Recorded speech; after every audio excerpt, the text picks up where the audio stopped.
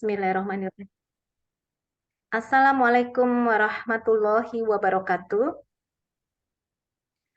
Alhamdulillahirabbil alamin. Segala puji dan syukur hanya milik Allah Subhanahu wa taala semata.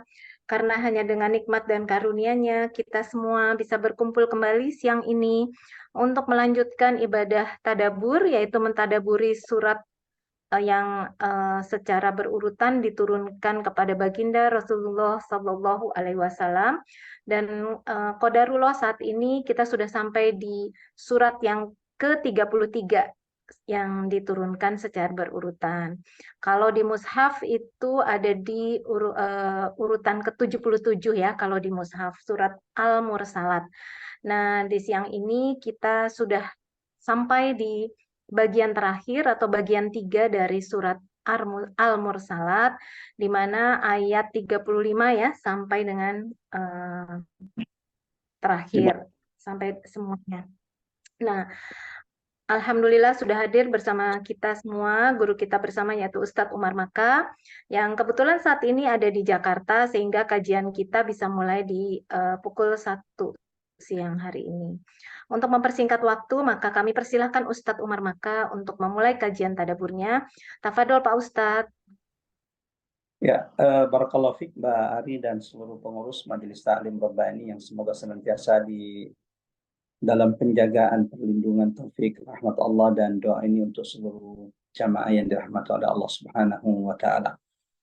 Mari luruskan niat dan kita mulai insyaallah tadabbur bagian ketiga, atau ini adalah sesi terakhir dari tadabbur Quran, tadabbur surah sesuai urutan turunnya kepada baginda Nabi Sallallahu Alaihi Wasallam, dan surah Al-Mursalat ini yang terdapat di akhir juz 29, surah yang surah yang ke-77 dalam urutan mushaf, dalam urutan surah dalam mushaf. Akan tetapi urutan turunnya menurut ulama adalah surah ini adalah surah ke-33. Allahu Akbar. Kurang lebih setahun kita memulai tadabbur Quran kita, mulai dari surah yang pertama kali diturunkan Allah kepada baginda Nabi, surah Al-Alaq, lalu kemudian surah kedua yang diturunkan Allah kepada Nabi, surah Al-Muddathir, lalu kemudian Al-Muzammil, Al-Qalam, Al-Fatihah, dan seterusnya.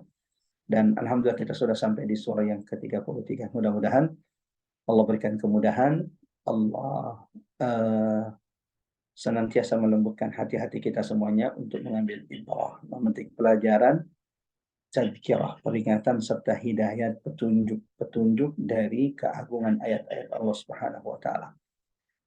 Kita mulai tadabbur Quran kita. Mudah-mudahan setiap detik, menit yang kita lalui inilah yang akan menjadi pemberat mizan timbangan amal-amal kita kelak. Bismillahirrahmanirrahim. Assalamualaikum warahmatullahi wabarakatuh. Alhamdulillah, alhamdulillahilladzi la ilaha illa huwal ahadus samad, lam yalid wa lam yulad wa lam yakul lahu kufuwan ahad. Asyhadu an la ilaha illallah wahdahu la syarika lah, wa asyhadu anna Muhammadan abdullahi wa rasuluhul mab'uts rahmatan lil alamin. Allahumma salli wa sallim ala Muhammad wa ala alihi wa sahabatihi wa man tabi'ahum bi ihsanin ila yaumiddin. Amma ba'd. Allahumma anfa'na bil Qur'an, Allahumma anfa'na bil Qur'an, Allahumma 'allimna al-Qur'an. Qul inna salati wa nusuki wa mahyaya wa mamati lillahi rabbil alamin. Raditu billahi rabba wa bil islami dina wa bi Muhammadin sallallahu alaihi wasallam nabiyya wa rasulah. Jamaah rahmatullah, akhwatal iman azanallahu wa iyyakum ajmain. Mengawali tadabbur Quran kita pada kesempatan kali ini, dan Masya Allah kita sudah berada di penghujung bulan Sya'ban, yang semoga Allah rahmati kita, Allah sampaikan kita dengan bulan Ramadan. Allahumma barik lana fi Rajab wa Sya'ban wa ballighna Ramadan. Dan Allah mampukan kita memperbanyak ketaatan di bulan Ramadan, sehingga Ramadan meninggalkan kita sementara kita termasuk orang-orang yang sudah diampuni oleh Allah dosa-dosa kita. Nabi dan sahabat itu setiap atau semakin menjelang Ramadan, maka ada kebahagiaan dalam diri Nabi, sahabat-sahabat Rasulullah Sallallahu Alaihi Wasallam. Siapa yang tidak bahagia mendekati Ramadan? Siapa yang tidak bahagia disampaikan Allah di bulan Ramadan? Bulan yang penuh berkah, bulan pintu-pintu surga itu dibuka oleh Allah, pintu-pintu neraka itu ditutup, pembesar-pembesar syaitan itu dibelenggu dan diikat. Serta di dalam bulan ini ada satu malam yang Allah karuniakan kepada umat Nabi Muhammad. Satu malam ini khairun min alfi syahr, lebih baik daripada 1000 bulan. Jamaah rahmatullah, ikhwatan liman azanallahu wa iyyakum ajmain.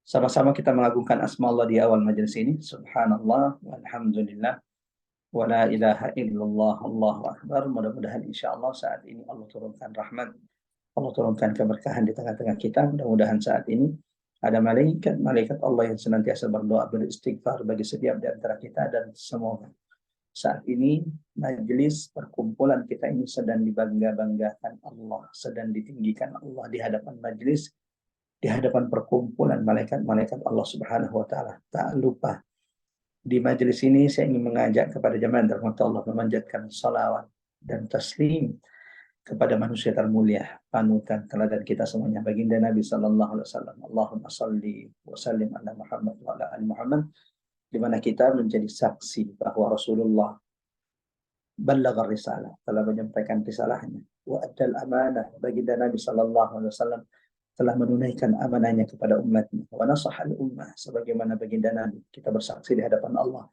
bahwa beliau telah menasihati umatnya, wa jahada fillahi haqqa jihadihi, sebagaimana kita bersaksi di hadapan Allah bahwa baginda Nabi sallallahu alaihi wasallam telah berjihad, telah berjuang di jalan Allah dengan sebenar-benarnya jihad, sebenar-benarnya perjuangan di jalan Allah Subhanahu wa taala. Ikhwatan liman azanallahu wa iyyakum ajmain, Bapak-bapak, Ibu-ibu majelis ta'lim Rabbani atau peserta tadabbur sesuai dengan urutan turunnya surah kepada Nabi sallallahu alaihi wasallam.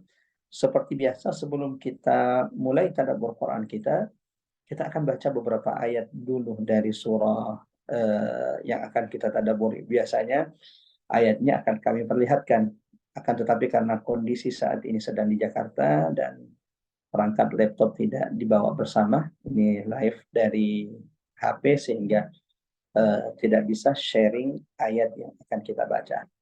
Kita akan baca beberapa ayat dari ayat 35 sampai terakhir, insya Allah kita akan baca. Lalu kami minta salah satu dari jamaah pengurus Majelis Taklim Rabbani membacakan terjemahan dari ayat 35 sampai ayat 50 yang insya Allah akan kita petik ibrah pelajaran hidayah, petunjuk dari ayat-ayat terakhir dari surah Al-Mursalat ini. Silakan dibuka mushafnya yang ingin turut membaca surah ini. Satu huruf bacaan Quran ada 10 pahala yang dijanjikan oleh Allah, dan salah satu amalan yang memberatkan timbangan mizan kala adalah bacaan Quran kita di dunia. Yang ingin baca tilawah silahkan tanpa harus mengaktifkan mikrofon. A'udzu billahi minasy syaithanir rajim.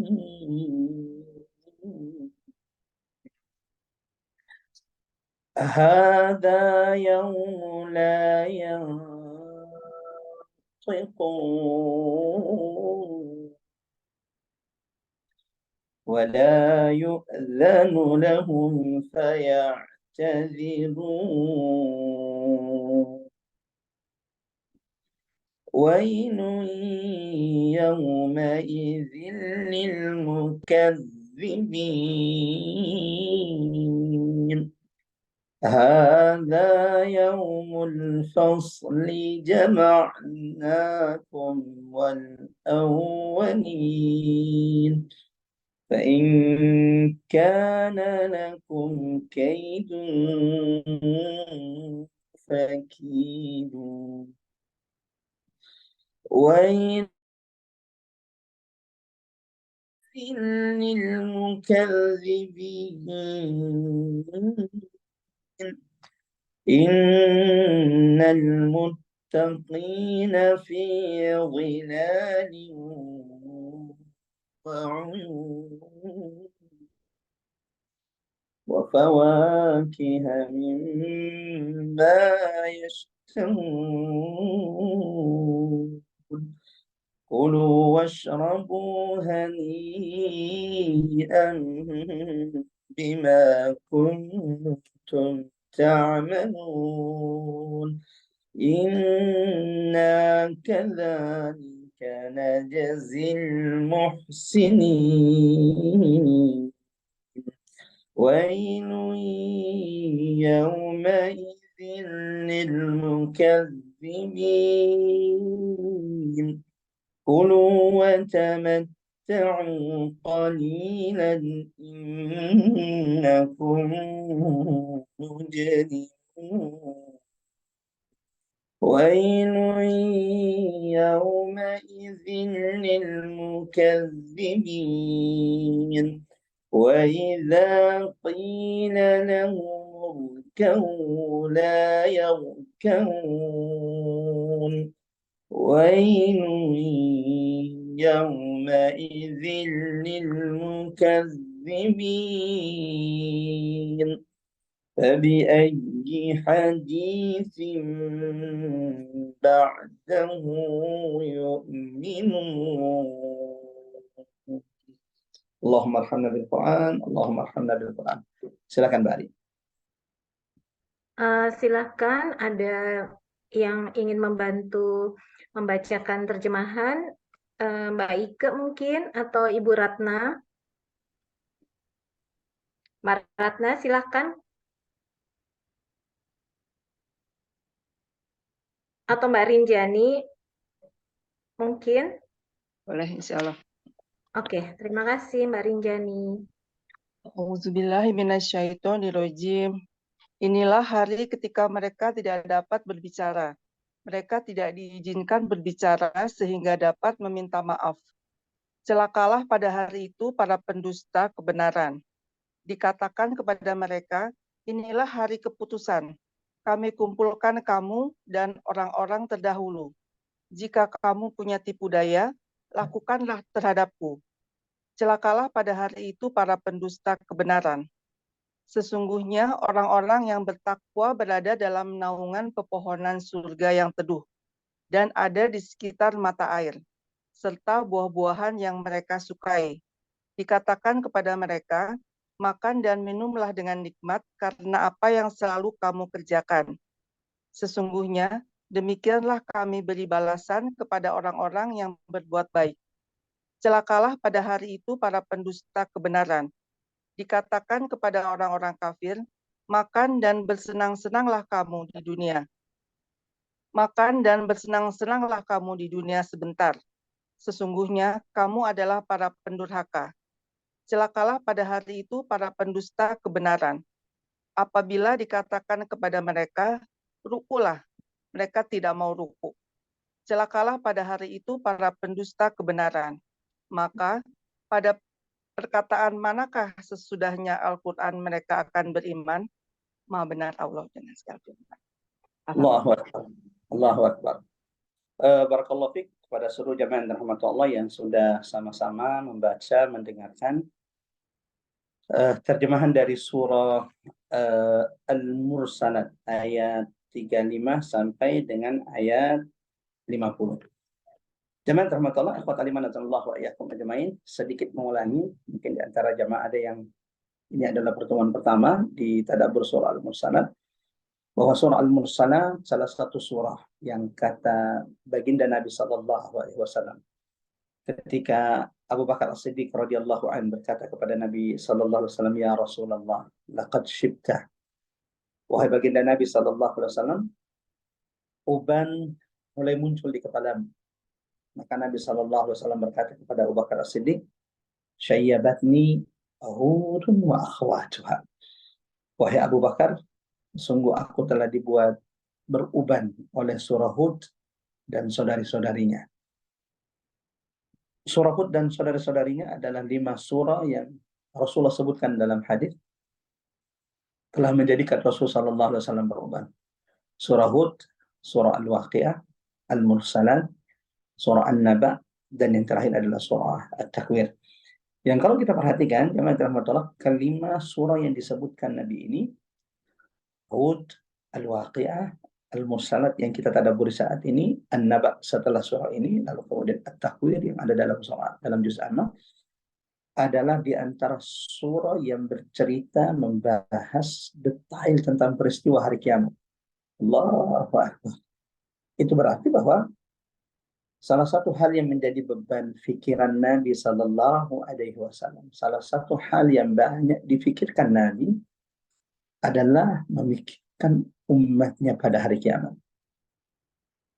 Imam Ali bin Abi Thalib radhiyallahu anhu menyebutkan bahwa salah satu tanda di orang yang bertakwa itu adalah yang senantiasa mengingat hari kiamat, yang senantiasa mempersiapkan dirinya untuk perjumpaan dengan Allah.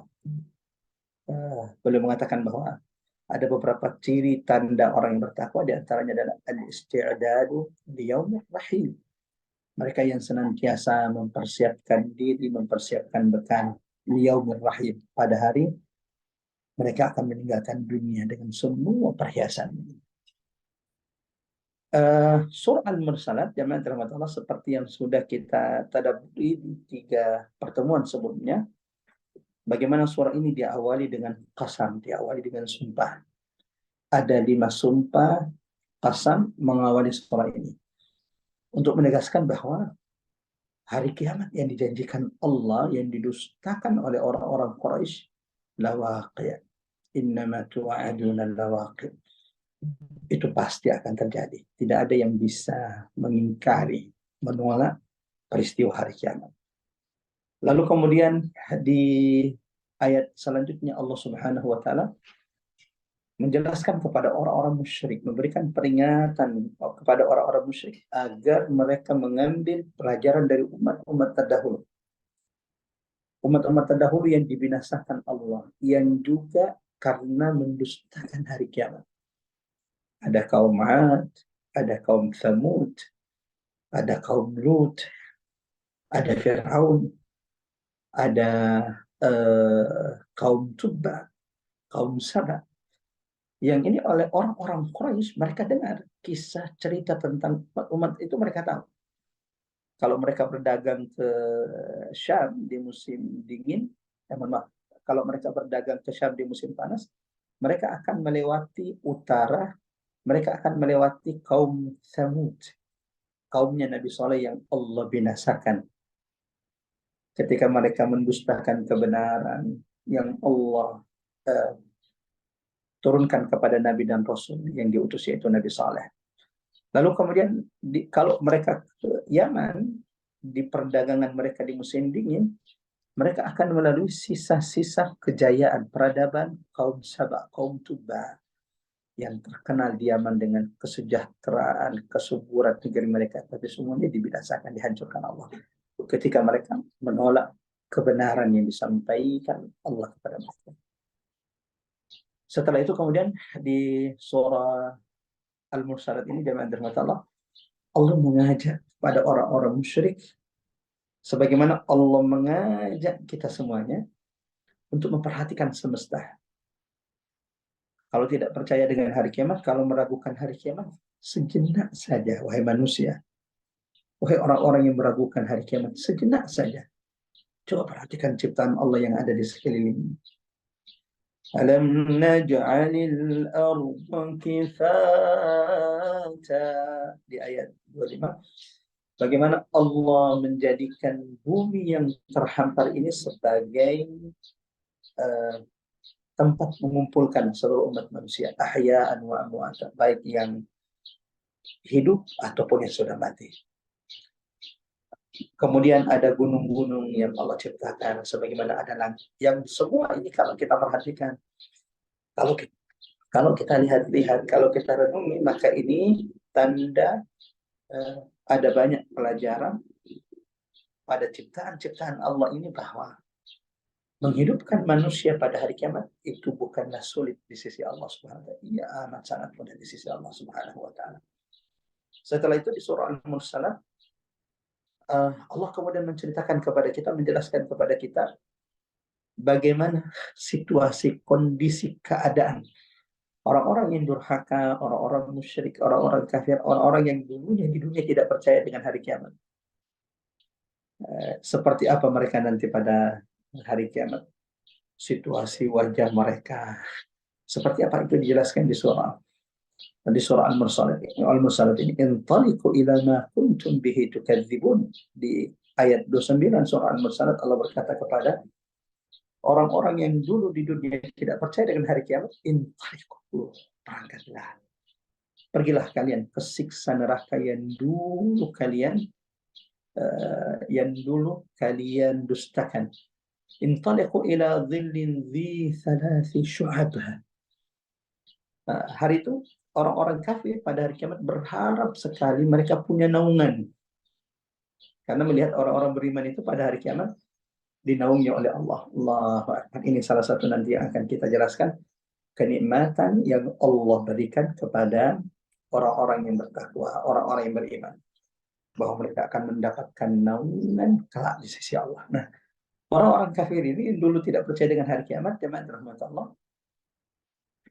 Mereka akhirnya berharap punya naungan juga. Mereka bisa bernaung di bawahnya. Maka Allah berkata kepada mereka, "Intaliqu ila dhillin dhi thalathi syu'ab." Pergilah kalian bernaung di bawah naungan yang memiliki 3 cabang. Yang ternyata ketika mereka datang ke sana, bukan kesejukan mereka dapatkan, karena ternyata yang menjadi naungan mereka adalah asap hitam dari neraka, yang itu adalah bagian dari asap bagi mereka. La haula wala quwwata illa billah. Lalu kemudian Allah katakan bahwa naungan itu la dhalilin wa la yughni minal lahab. Innaha tarmi bisyararin kal qasar ka'annahu jimalatun sufar. Mereka digiring paksa masuk ke neraka.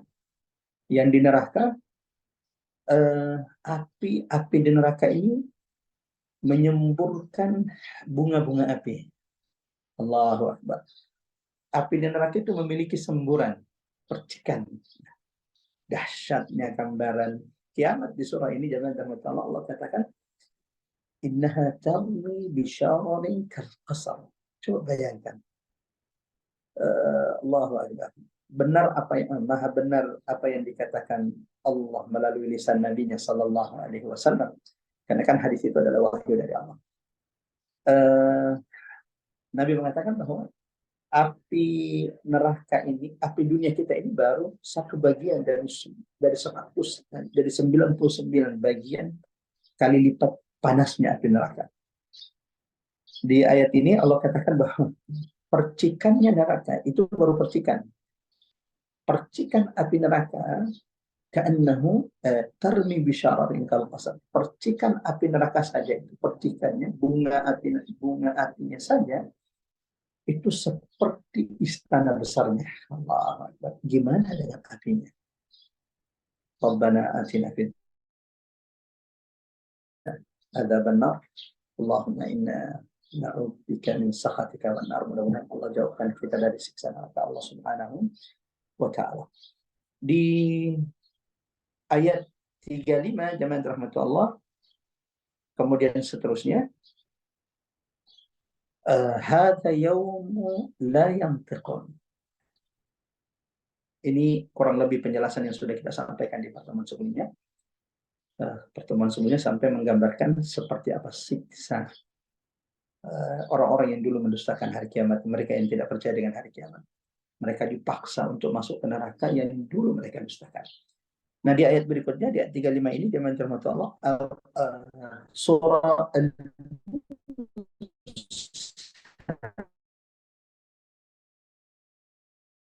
هذا يوم لا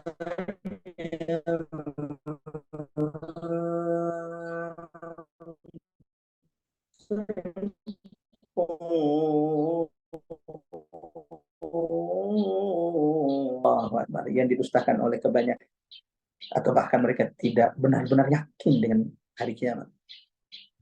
Salah satu penyakit musibah adalah kalau kemudian orang itu meragukan hari kiamat. Kenapa? Apa bahayanya kalau orang itu meragukan hari kiamat? Yang membuat orang itu kemudian tidak takut melakukan dosa, maksiat, kecurangan, seperti Allah sebutkan dalam Quran surah Al-Mutaffifin.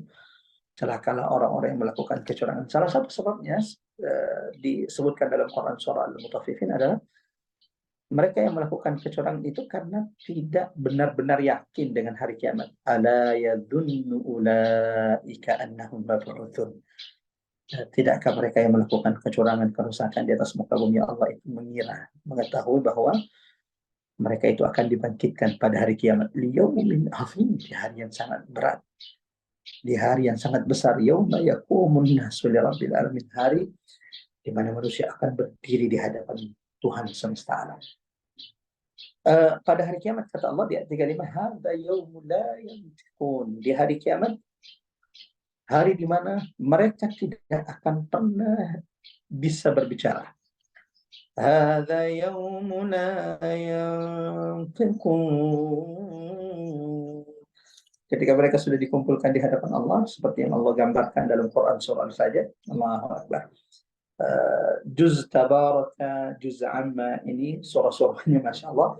Ini banyak bercerita tentang hari kiamat. Bahkan Nabi Sallallahu Alaihi Wasallam dalam hadits mengatakan, Man sarrahu, barang siapa di antara kalian, an yandura ila yaumil qiyamah, barang siapa di antara kalian yang ingin melihat hari kiamat, ka'annaha ra'yatu ain, seakan-akan kiamat itu ada di depan matanya, maka baca 3 surah.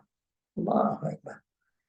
Mudah-mudahan Allah semakin menambahkan keimanan dalam diri kita, dalam dada kita terhadap kebangkitan manusia pada hari kiamat, hari di mana manusia akan diberikan balasan setiap ucapan dan perbuatannya.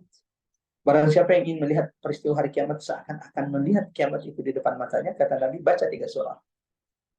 Al-Infitar, Al-Insyiqaq, dan yang ketiga adalah At-Takwir. Setelah ini kalau ada yang ingin memastikan, ada yang penasaran, coba setelah ini perhatikan, tadabburi, baca pelan-pelan. Afala yatadabbaruna al-Qur'an, tidakkah mereka mentadabburi Al-Quran? Seandainya Quran itu bukan datang dari Allah, maka ada banyak perselisihan, pertentangan yang terdapat dalam Al-Quran ini. Coba baca 3 surah tadi, Al-Infitar, Al-Insyiqaq, Al-Takwir, dan temukan apa yang disampaikan Nabi, bahwa siapapun mentadabburi, memperhatikan 3 surah ini, seakan-akan tergambar peristiwa kiamat itu di depan mata. Di antara peristiwa hari kiamat adalah manusia hari itu tidak ada yang bisa berbicara. Hadza yaumul la yantiqun. Dan ini Allah tegaskan di surah berikutnya, surah An-Naba, di ayat 38. Coba lihat Quran surah An-Naba ayat 38. Allah tegaskan di surah An-Naba bahwa manusia kalau sudah dikumpulkan di padang mahsyar, yauma yaqumu, pada hari ruh, di ayat Quran surah 38, pada hari ketika ruh, ya, dan para malaikat berdiri bersaf-saf, la yatakallamun. Apa kata Allah Subhanahu wa taala, jemaah rahmat Allah? Ketika ruh malaikat Jibril, sebagian ulama tafsir mengatakan yang dimaksud dengan ruh di sini adalah malaikat Jibril, yauma yaqumur ruh wal malaikatu saffa, dan malaikat Allah bersaf-saf, la yatakallamun, hari itu tidak ada yang bisa berbicara di hadapan Allah. Allahu Akbar. Yang berkuasa hari itu, yang punya kuasa satu hari itu adalah Allah Subhanahu wa taala. Maliki yaumiddin.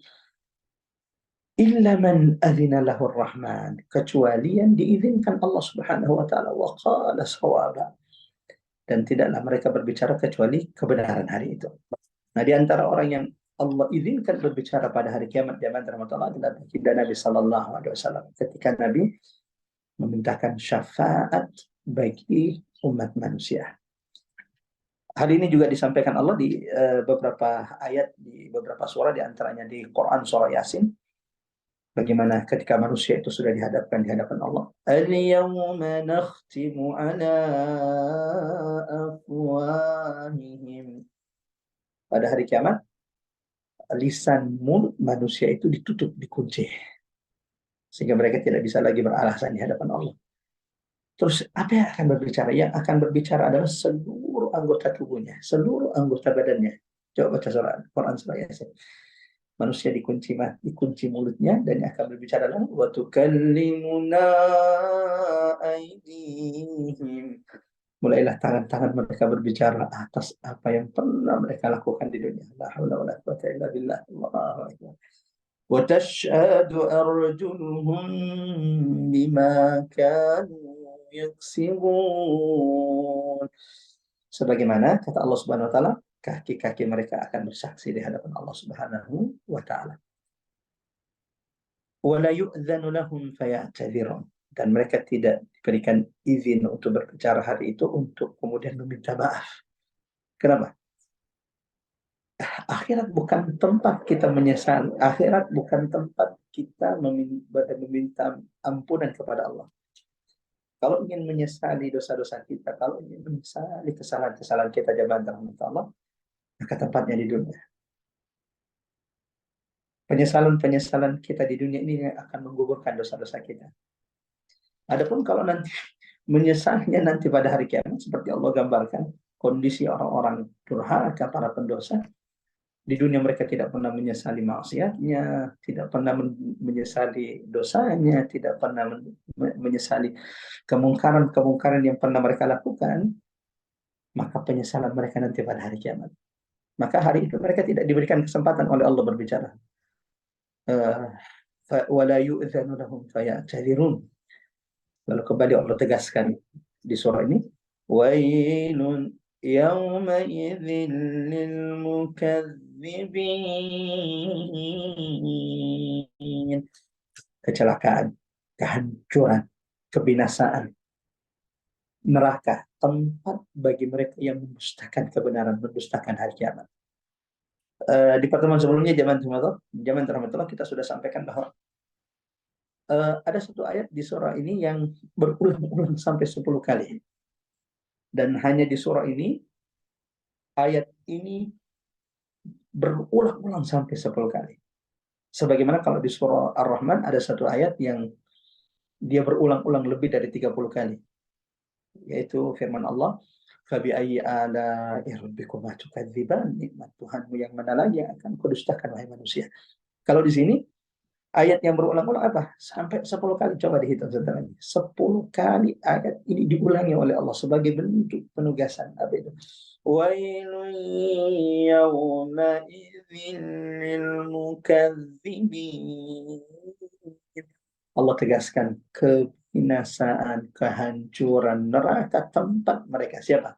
Lil mukadzibin.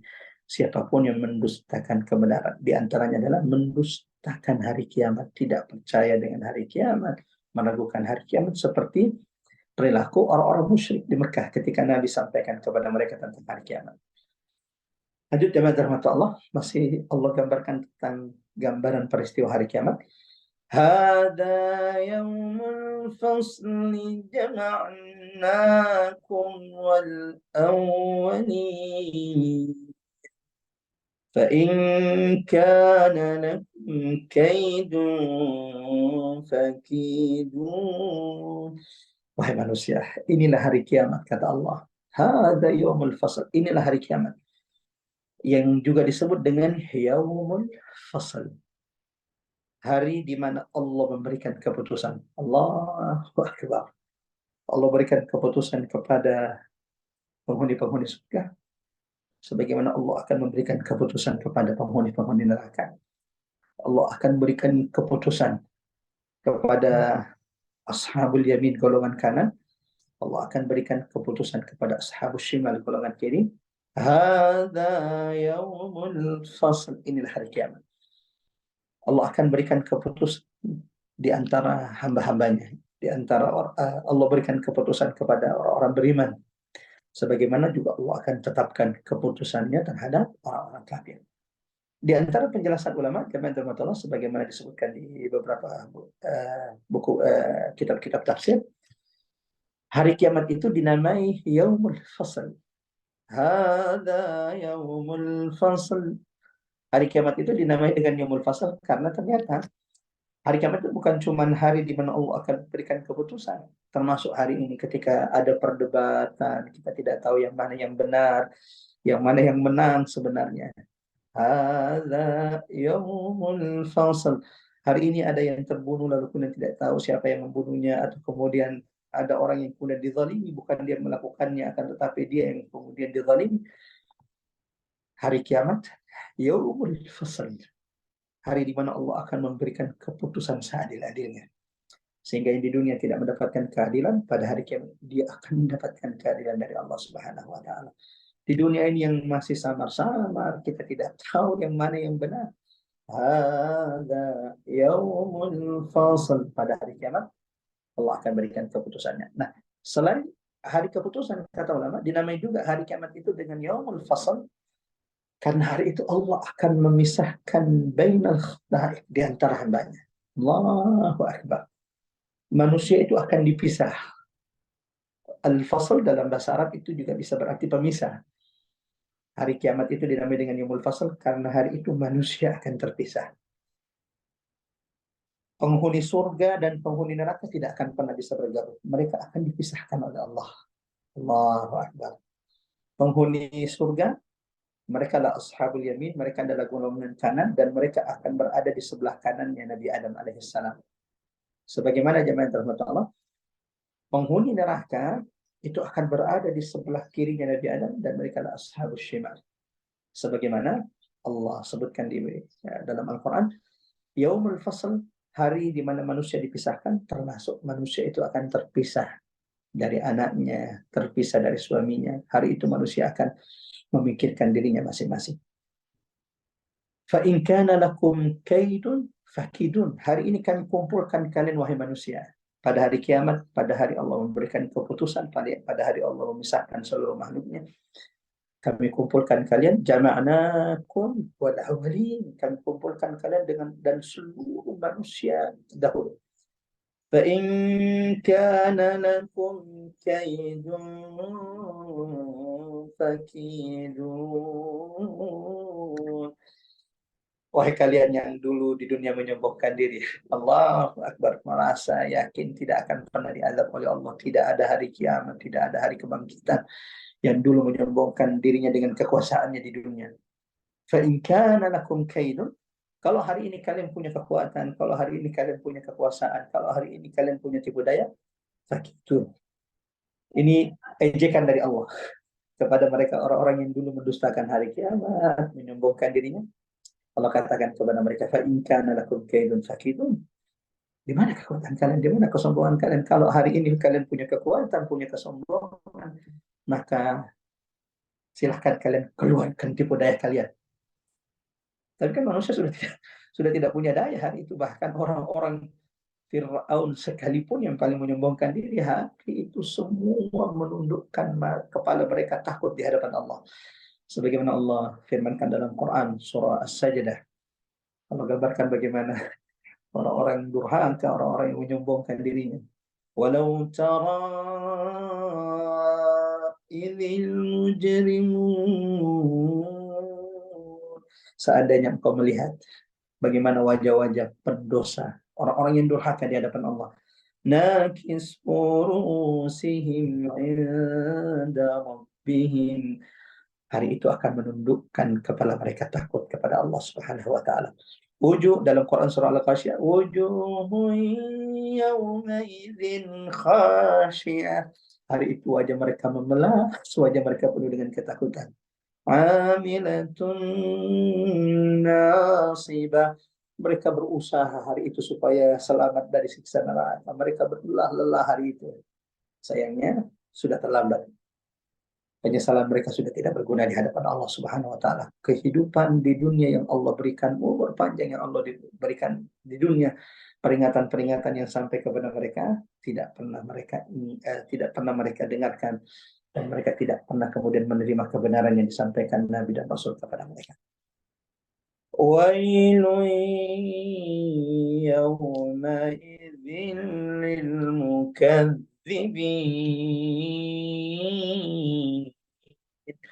Allahu Akbar. Kembali berulang ancaman keras Allah Subhanahu wa taala bagi mereka siapapun yang mendustakan kebenaran, mendustakan hari kiamat.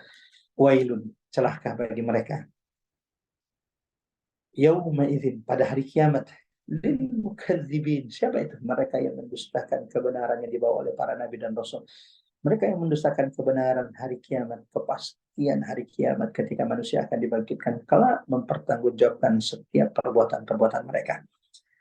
Coba rahmatullah, akhwatali marzallahu wa iyyakum ajmain. Setelah kita dengarkan dahsyatnya ancaman, bagaimana beratnya situasi orang-orang durhaka, orang-orang yang tidak percaya pada hari kiamat. Kelak pada hari kiamat, Allahu Akbar. Di ayat berikutnya, di ayat 41, Allah menghibur orang-orang yang bertakwa. Allah sampaikan berita gembira kepada orang-orang bertakwa di ayat 40 dan sampai di ayat 44. Allah berikan gambaran, kalau tadi kan gambaran situasi orang-orang durhaka, orang-orang musyrik, orang-orang kafir nanti pada hari kiamat. Di ayat selanjutnya, Allah juga berikan gambaran tentang kondisi orang-orang yang bertakwa. Allahu Akbar. Agar mereka senantiasa istiqomah di atas ketakwaan mereka. Seperti apa nikmat yang Allah janjikan. Ini baru sebagian. Ini baru sebagian. Apa yang Allah sebutkan nikmat di surah Al-Mursalat bagi orang-orang yang bertakwa. Gambaran kenikmatan, gambaran kebahagiaan orang-orang yang bertakwa di surah Al-Mursalat ini. Jamaah dirahmati Allah, Bapak-bapak, Ibu-ibu, Majelis Taklim Rabbani, itu baru juz'a, itu baru bagian kecil dari kenikmatan. Karena Nabi SAW mengatakan, Innallah a'adda lil mu'minin, sesungguhnya Allah. Innallah a'adda li ibadihil muttaqin, sesungguhnya Allah Subhanahu wa taala telah menyiapkan bagi hambanya yang bertakwa kenikmatan di surga. Seperti apa kenikmatannya? Mala ainun ra'at, yang tidak pernah engkau lihat dengan matamu. Allahu Akbar. Wala udhunun sami'at. Bahkan kenikmatan yang Allah janjikan kepada untuk wahai hamba Allah yang bertakwa. Tidak pernah engkau dengarkan kenikmatan seperti itu di dunia. Bahkan wala khatara ala qalbi bashar. Tidak pernah terbesit keindahan nikmat surga itu dalam diri manusia. Allahu Akbar. Allahu Akbar. Seperti apa gambaran kenikmatan Allah janjikan bagi orang-orang bertakwa? Kita dengarkan ayatnya di surah Al-Mursalat ini. Innal muttaqina fi zilalin wa uyun. Sesungguhnya orang-orang yang bertakwa, Allahu Akbar, karena takwa, karena surga itu memang hanya Allah siapkan, Allah ciptakan, Allah peruntukkan untuk orang-orang yang bertakwa. Uiddat lil muttaqin wasari'u ila magfiratin, bersegeralah kalian menuju ampunan Tuhanmu dan surga yang luasnya arduhas samawati wal ardh. Allahu Akbar. Surga yang kita dapatkan jemaah Allah, satu orang surganya itu bainas samai wal, antara langit dan bumi. Allahu Akbar. Uiddat lil muttaqin. Kenikmatan rahmat Allah, surga yang Allah janjikan ini diperuntukkan Allah bagi orang-orang yang bertakwa. Maka di ayat ini Allah katakan, innal muttaqin, sesungguhnya orang-orang yang bertakwa kelak pada hari kiamat. Apa yang mereka dapatkan? Seperti apa yang Allah karuniakan kepada mereka. Fi dhilalin wa Allahu Akbar. Orang-orang bertakwa itu nanti pada hari kiamat, mereka akan berada dalam naungan Allah. Wa'uyun, dan mata air surga yang Allah peruntukkan untuk mereka. Allahu Akbar. Di ayat ini setidaknya ada dua nikmat yang Allah sebutkan di ayat 41 bagi orang-orang yang bertakwa kelak di surga. Yang pertama, zilal. Allah akan karuniakan kepada mereka naungan. Baik itu naungan di dalam surga, Allahu Akbar. Mereka berada di bawah naungan pohon-pohon yang rindang, buah-buahan yang rindang. Atau juga bisa jamaah Allah, zilalun di sini adalah naungan Allah bagi orang-orang yang bertakwa di padang mahsyar. Allahu Akbar. Bukankah Nabi sallallahu alaihi wasallam mengatakan bahwa manusia ketika nanti dibangkitkan dari kuburnya, wa akhrajatil ardu asqalaha wa qala al-insanu ma laha. Manusia akan digiring di padang mahsyar untuk menunggu keputusan Allah Subhanahu wa taala. Manusia akan berdiri di padang mahsyar yang lamanya mereka berdiri 1 hari, ya 1 hari, tapi lamanya di dunia 1 hari ini 50.000 hasanah, lamanya adalah 50.000 tahun. Manusia akan berdiri sementara matahari itu akan didekatkan Allah hanya 1 mil dari kepala kita. Mil bisa berarti jarak, mil juga bisa berarti kayu celaknya wanita. Sedekat itu matahari Rasulullah gambarkan kelak pada hari kiamat di padang mahsyar. Manusia akan mulai berkeringat, ada yang keringatnya sampai di mata kaki, ada yang keringatnya sampai di lutut, ada yang keringatnya sampai di dada, ada yang ini baru pada mahsyar sudah ditenggelamkan Allah dengan keringatnya. Akan tetapi Innal muttaqina fi zilali wa uyun. Ada orang-orang yang hari itu akan mendapatkan naungan Allah. Mereka orang-orang yang bertakwa. Dalam hadis diriwayatkan oleh sahabat Nabi Abu Hurairah radhiyallahu an, Rasul sallallahu alaihi wasallam mengatakan, sab'atun yuzilluhum Allah. Ada 7 golongan kata Nabi pada hari kiamat di padang mahsyar ketika manusia berkeringat merasakan panasnya neraka. Ada 7 golongan kata Nabi sallallahu alaihi wasallam, hari itu Allah akan berikan naungannya. Jamaah yang dirahmati Allah. Saya ingin mengajak kepada siapapun yang saat ini masih bergabung di Tadabbur Quran kita, coba dengarkan 7 golongan ini. Wahasibu. Hitung-hitung dulu kita. Ada tidak kita salah satu dari golongan ini ciri-ciri? Kalau ada Masya Allah, walillahilhamd. Mudah-mudahan hari itu kita termasuk yang akan mendapatkan naungan Allah. Siapa yang pertama kata Allah? Kata Nabi SAW, imamun adil. Orang yang pertama akan mendapatkan naungan Allah. Fi dhilalin wa uyun. Di antara orang yang akan mendapatkan naungan Allah pada hari kiamat adalah pemimpin yang adil. Allahu Akbar. Allahu Akbar. Menjadi pemimpin adil itu berat. Orang-orang yang ahli maksiat kemungkinan pasti membenci pemimpin adil. Tapi kalau dia bisa istiqomah, berada di atas keadilan ketika dia memimpin, Allahu Akbar. Ini yang Allah akan karuniakan kepadanya. Yang kedua kata Nabi sallallahu alaihi wasallam, wasyabun nasya fi ibadatillah. Di antara orang juga yang akan mendapatkan naungan Allah pada hari kiamat, di mana tidak ada naungan kecuali naungan Allah, adalah pemuda yang tumbuh di atas ketaatan. Allahu Akbar. Ini karunia, hadiah, rahmat Allah berikan kepada siapapun yang dari masa muda mereka itu istiqomah menjaga agama mereka. Allahu Akbar.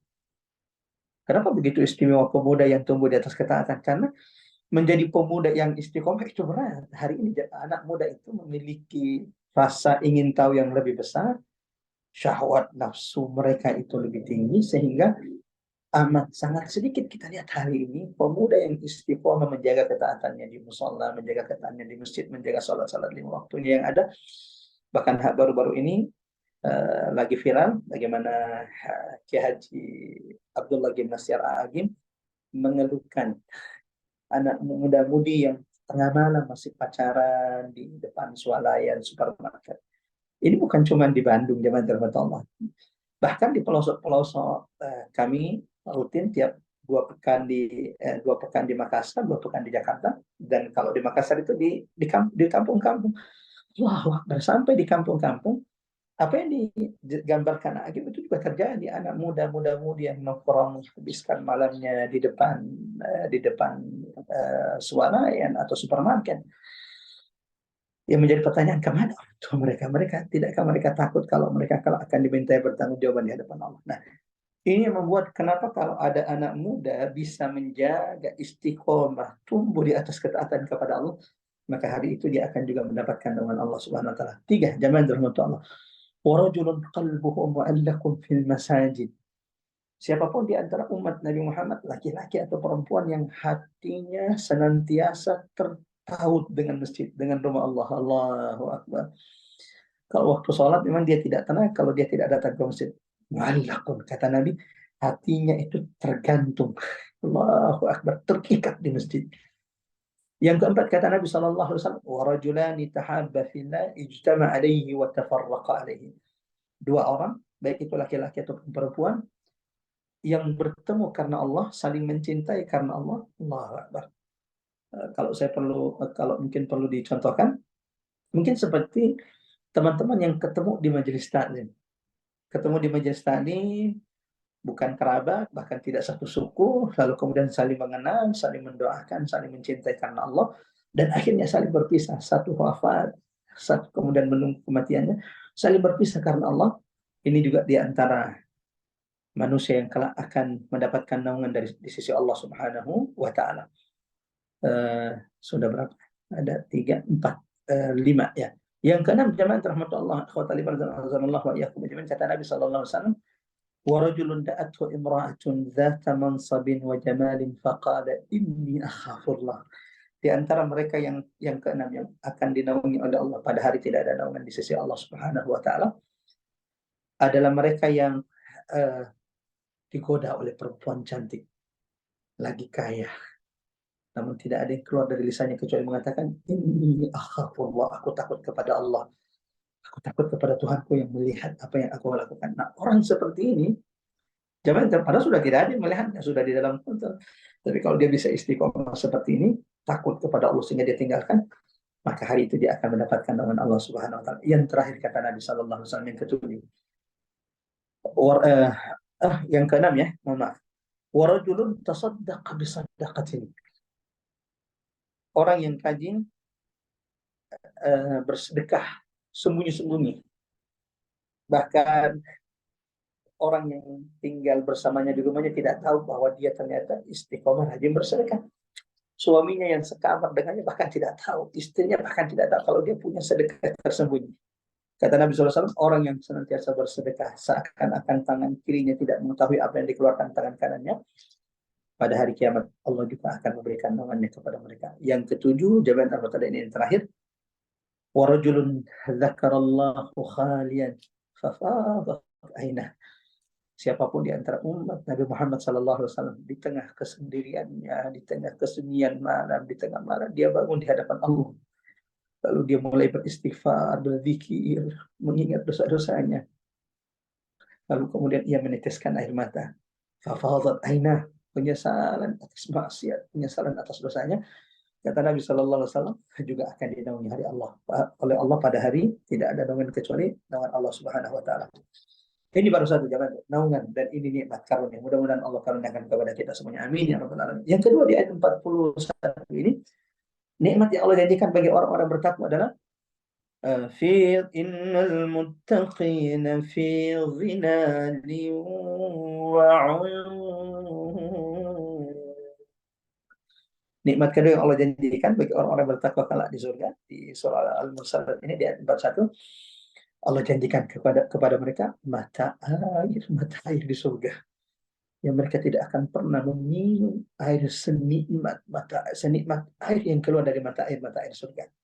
Allahu Akbar, Allahu Akbar. Yang di antara mata air tersebut jemaah rahmat Allah, yufajjirunaha tafjira. Dimanapun yang mereka inginkan mata air itu memancar, maka ia akan memancar dari tempat yang diinginkan penghuni surga tersebut. Allahu Akbar. Dia ingin memancar dari bawah, maka dia akan memancar dari bawah. Dia akan memancar dari depan, maka dia akan memancar dari depan. Kalau dia ingin dari depan, ingin dari kanan, ingin dari belakang, yufajjirunaha tafjira. Allahu Akbar. Dan ada beberapa ayat dalam Al-Quran di mana Allah Subhanahu wa taala menjelaskan mata air surga yang Allah janjikan bagi orang-orang yang bertakwa kelak di surga. Bahkan kalau tidak ada 3 mata air surga disebutkan dalam Al-Quran. Di antaranya yang Allah sebutkan dalam Quran surah Al-Insan, Quran surah 76 ya, ayat 5 dan 6. Innal abrara yashrabun. Sesungguhnya al-abrar, orang-orang yang senantiasa melakukan kebajikan. Mudah-mudahan kita termasuk di antara al-abrar. Yashrabuna min ka'sin kana mizajuha kafura. Ada orang-orang yang senantiasa melakukan kebajikan kelak di surga akan meminum dari gelas-gelas di mana campuran airnya itu adalah kafur. Ini salah satu mata air di surga, yaitu mata air yang bernama kafur. Sebagaimana jemaah dirahmati Allah, di antara mata air yang Allah janjikan di surga bagi orang-orang bertakwa, sebagaimana juga Allah sebutkan dalam Quran surah Al-Insan, Quran surah 76 ayat 17. Ada mata air 17-18, ada mata air di surga yang bernama Salsabila. Allahu Akbar. ويسقون فيها كأسا كان مزاجها زنجبيلا. Mereka akan diberikan minum di surga di mana campuran air minum itu adalah jahe. Ainan fiha, di dalamnya ada mata air, kata Allah. Di surga yang Allah karuniakan kepada mereka ada mata air. Apa nama mata air tersebut? Tusamma salsabila. Nama mata air tersebut adalah Salsabila. Allahu Akbar. Allahu Akbar. Sudah berapa? Ada Kafur, ada mata air Kafur, lalu kemudian ada mata air Salsabila. Yang ketiga jamaah teman-teman, ini adalah mata air paling istimewa. Allahu Akbar. Mata air yang ketiga ini adalah mata air tertinggi di surga. Sebagian penghuni surga hanya meminum campuran mata air ini. Bukan airnya original, tapi dia sudah tercampur dalam mata air ini. Karena memang mata air ini adalah mata air tertinggi, termulia di surga. Apa itu? Yaitu mata air yang bernama Tasnim. Allahu Akbar, Tasnim. Kami pernah rencana membuat yayasan, lalu kemudian ada guru kami meminta agar nama yayasan itu namanya Tasnim. Saya tanya, apa dia Tasnim? Beliau katakan bahwa Tasnim adalah mata air tertinggi, termulia kelak di surga. Tidak semua penghuni surga bisa meminum original Tasnim. Sebagian hanya meminum campurannya. Wa mizajuhu min tasnim. Dan campuran minuman-minuman penghuni surga itu adalah tasnim. Artinya tasnim itu dicampur. Campurannya adalah tasnim. Bagi siapa? Mata air ini Allah perkhususkan bagi siapa? Di Quran surah Al-Mutaffif ayat 28. Ainai yashrabu bihal muqarrabun. Mata air taslim itu ternyata Allahu Akbar, Allah peruntukkan bagi al-muqarrabun, orang-orang yang senantiasa didekatkan kepada Allah Subhanahu wa taala. Dan ini adalah salah satu golongan tertinggi kelak pada hari kiamat yang disebut dengan al-muqarrabun. Mereka ini adalah para nabi dan rasul, siddiqin, syuhada, wassalihin. Mudah-mudahan kita dikarenakan Allah bisa mendekati al-muqarrabun. Dimasukkan di level al-abrar saja udah dahsyat itu. Innal abrar yashrabuna min ka'sin kana mizajuha kafur. Kita lanjut jamaah rahmatullah. Itu baru dua kenikmatan yang Allah sebutkan di surah ini. Selanjutnya jemaah teman-teman, di ayat selanjutnya yang Allah janjikan kepada orang-orang bertakwa kelak di surga. Wa fawakiha mimma yashtahun. Allahu Akbar. Allahu Akbar. Setelah Allah gambarkan tentang naungan di surga, lalu kemudian mata air di surga yang dijanjikan Allah. Yang ketiga kata Allah, wa fawakih, dan buah-buahan. Buah-buahan Allah karuniakan kepada mereka penghuni surga. Lil muttaqin, bagi orang-orang yang bertakwa. Buah apa saja? Coba sebutkan buah-buah yang kita tahu. Jamaah yang terhormat, buah apa saja yang pernah kita makan? Coba sebutkan. Di surga buah apa saja? Di sini tidak disebutkan nama-nama buahnya, tetapi Allahu Akbar. Ayat ini menggambarkan bahwa semua jenis buah yang engkau inginkan di surga Allah akan karuniakan kepadamu. Allah. Saya pernah ditanya, Ustaz, ada kesemek nggak Ustaz? Oh, sampai di situ pertanyaannya. Allah, di surga tidak, di Quran tidak disebutkan banyak buah yang tidak disebutkan di Quran ya.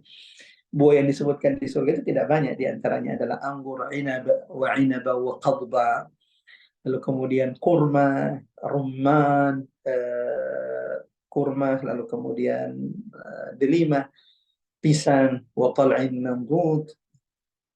Tidak banyak buah. Tidak semua buah disebutkan dalam Al-Quran, tetapi ayat 42 ini Allah jelaskan kepada kita, Allah sampaikan berita gembira bahwa jenis buah apapun yang kau inginkan di surga, Allah akan karuniakan untuk, Allah akan hadirkan untuk wahai hamba Allah Subhanahu wa taala. Wa fawakiha mimma yashtahun. Apa dalil kalau kemudian semua jenis buah itu ada nanti di surga? Ayat ini, ayat 42 ini. Wa fawakih, dan buah-buahan. Lanjutan ayatnya, mimma yashtahun. Allahu Akbar. Yang mereka inginkan, buah apapun yang mereka inginkan, jemaah rahmat Allah, itu akan dikaruniakan Allah kepada mereka. Allahu Akbar. Apa yang membedakan buah di surga dengan buah di dunia? Allahu Akbar. Buah di surga, buah di dunia tidak akan pernah menyamai buah di dunia. Kalau namanya sama, itu cuma namanya saja yang sama. Tapi bentuknya tidak akan sama. Kurma di dunia tidak akan sama dengan kurma di akhirat bentuknya. Sebagaimana rasanya, ta'am. Buah-buahan di surga itu, Allahu Akbar, tidak pernah berubah rasanya. Tidak pernah berubah rasanya. Ketika engkau petik, dia tidak akan pernah berubah rasanya. Kalau buah-buahan di dunia kan enggak. Kalau kita baru petik itu rasanya masih manis jagung. Kalau baru dipetik dari kebun, langsung dimasak, direbus, itu rasanya lebih nikmat ketimbang sudah menginap, sudah sekian berapa hari kemudian sudah dipetik. Semua buah seperti itu. Tapi buah di surga, Allahu Akbar. Perbedaan buah di surga dengan buah di dunia, buah di surga itu tidak akan satu. Semua yang kau inginkan itu akan diberikan oleh Allah. Semua buah di surga itu berpasang-pasangan. Ya. Fihi ma min kulli fakihatin zawjan. Di surga itu ada buah yang berpasang-pasangan. Apalagi buah di surga itu tidak pernah berubah rasanya. Ditambah jamaah rahmat Allah. Allah sebutkan dalam Quran surah Al-Insan, wadaniyatan 'alaihim zilaluha wa dhullilat qutufuha tadlila. Kalau kita mengambil mangga di depan rumah, apa yang kita lakukan? Ngambil kayu, disodok gitu ya. Atau ada yang manjat pohonnya. Di surga, Allahu Akbar, itu tidak pernah kau lakukan. Tidak ada lagi orang yang manjat pohon. Wallahu a'lam. Yang pasti, engkau tidak akan kesulitan mendapatkannya. Karena kata Allah di Quran surah Al-Insan, وَذُلِّلَتْ قُطُوفُهَا تَذْلِيلًا. Allah dekatkan buah itu dari sehingga engkau tinggal petik. Buah yang kita makan di sini kan kadang sudah ada yang sudah dililih, sudah ada yang 1 bulan di darat, ya. Sudah diberikan pengawet. Di surga, Allahu Akbar, wadaniyatan, ya. Alaihim zilaluha, ya. Ranting-rantingnya pohon-pohon surga, naungannya itu didekatkan kepada penghuni surga. Sehingga ketika mereka ingin memetiknya, maka mereka tinggal memetiknya saja. Itu kalau mereka mau. Tapi kalau mereka tidak mau memetik, ingin pelayan-pelayannya, bukankah setiap penghuni surga itu Allah sudah siapkan pelayan-pelayan yang akan melayani mereka, seperti juga Allah sebutkan dalam Quran surah Al-Insan, yatufu alaihim wildanun mukhalladun. Bertebaran di sekitar penghuni-penghuni surga pelayan-pelayan, anak laki-laki yang tidak pernah bertambah umurnya. Ka'annahum lu'lu'an manthura. Saking banyaknya pelayan-pelayan yang melayani penghuni surga ini, mereka seperti mutiara-mutiara yang bertebaran. Allah. Dari sini ulama mengatakan kalau pembantunya saja seperti mutiara digambarkannya, gimana penghuni surganya? Allahu Akbar. Allahu Akbar. Lanjut jemaah rahmat Allah. Sudah 3 ya. Lalu kemudian kata Allah Subhanahu wa taala dikatakan kepada mereka, ini bisa malaikat, bisa juga wallahu a'lam, bisa malaikat. Dikatakan kepada mereka, ya. Allah perintahkan kepada malaikat untuk mengatakan kepada penghuni surga, kulu washrabu hani'a. Allah Akbar. Wahai penghuni surga, kulu washrabu, makanlah yang kalian inginkan, apapun di surga Allah. Karena semua yang kita inginkan itu langsung Allah hadirkan, Allah wujudkan di depan mata kita. Ustaz, ada jengkol enggaknya? Semua yang engkau inginkan. Lahum fiha ma yashtahun. Apapun yang diinginkannya Allah akan berikan di surga. Allahu Akbar. Lalu dikatakan kepada penghuni surga, kulu washrabu, makan dan minumlah wahai penghuni surga. Hani'a.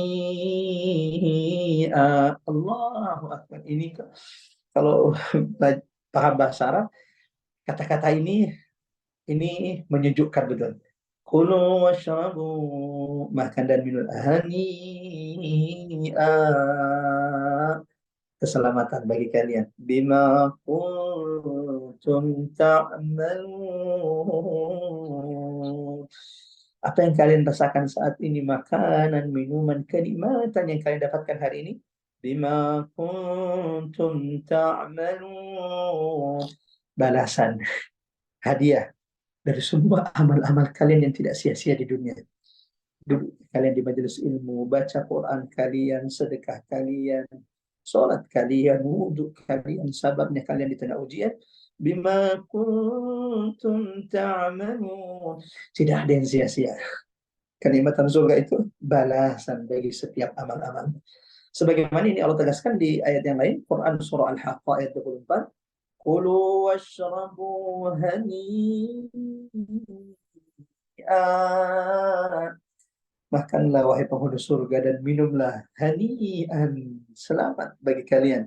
Bima aslaftum fil ayyamil khaliyah. Apa yang kalian rasakan hari ini, apa yang kalian dapatkan hari itu karena perjuangan, kesabaran kalian, keteguhan kalian, keistiqomahan kalian. Dulu fil ayyamil khaliyah di dunia. Ini juga ditegaskan dalam Quran surah Tur ayat 19. Kulu washrabu haniya. Makan dan minumlah wahai penghuni surga, selamat bagi kalian. Bima kuntum ta'malun. Balasan atas setiap amal-amal kalian. Inna kadzalika najzil muhsinin. Di ayat 44 Allah sempurnakan apa yang Allah janjikan kepada orang-orang beriman. Seperti inilah. Inna kadzalik najzil muhsinin. Kami memberikan balasan kepada orang-orang yang senantiasa melakukan kebaikan. Al-muhsin. Dan mudah-mudahan kita termasuk di antara al-muhsin. Mereka yang senantiasa beribadah. Seakan-akan mereka dilihat oleh Allah Subhanahu wa Ta'ala. Mereka yang tidak berhenti melakukan kebajikan. Selesai melakukan satu kebajikan, mereka akan melakukan kebajikan yang lain. Fa'idha faragta fansab wa ila rabbika farghab. Allahu Akbar. Jamaah rahmatullah. Itu gambaran kenikmatan orang-orang bertakwa kelak di surga. Di ayat berikutnya, ayat 45 sampai ayat 55 ayat terakhir jamaah rahmatullah, Allah kembali menyampaikan ancamannya kepada orang-orang musyrik, orang-orang kafir yang tidak percaya dengan hari kiamat. Di 5 ayat terakhir surah Al-Mursalat ini, Allah kembali memberikan ancaman, memberikan gambaran seperti apa azab, siksa, kondisi menakutkan, mengerikan orang-orang yang durhaka, orang-orang yang tidak percaya dengan, orang-orang yang mendustakan kebenaran, mendustakan Al-Quran, mendustakan hari kiamat. Di ayat 45 Allah berfirman, "Wailun yawma idzin lil mukadzibin." Ini adalah ayat ke-8. Ayat ke-8 Allah ulangi ancaman ini. Ini adalah ke-8 kalinya.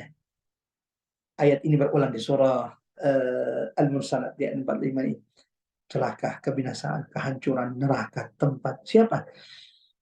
Siapa yang Allah ancam dengan neraka, kehancuran? Lil mukadzibin. Siapapun yang mendustakan kebenaran, mendustakan hari kiamat, mendustakan Al-Quran. Kalau orang beriman, apa yang dikatakan kepada mereka?